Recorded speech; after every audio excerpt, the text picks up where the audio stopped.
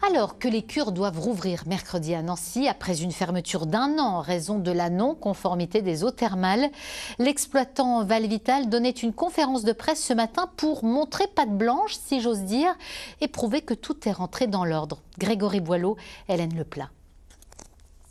C'est la fin d'une longue attente, 1 an de fermeture, et les bassins des cures thermales de Nancy vont enfin accueillir du public. L'Agence régionale de santé a donné son feu vert. Les différentes analyses de l'eau se sont révélées concluantes.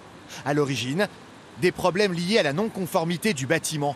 De nouveaux travaux ont donc été entrepris par le constructeur. Nous avions un problème avec la tête de forage qui n'était pas étanche. Donc ça a été réalisé, qui entraînait des contaminations ensuite. Ensuite, on n'avait pas la possibilité de faire ce qu'on appelle un nettoyage en place, c'est-à-dire une décontamination générale de l'ensemble de l'installation. C'est également ce qui a été mis en place. C'est les deux grosses choses qui ont été mises en place.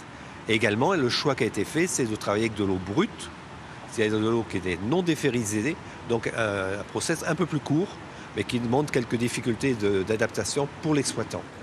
Pour Valvital, l'exploitant, le manque à gagner est colossal, près de 2 millions d'euros. 3000 curistes auraient dû profiter des installations depuis 1 an. Désormais, le groupe espère profiter d'un véritable engouement autour de ces cures thermales. À partir de mercredi, ça va être le bouche à oreille qui parlera.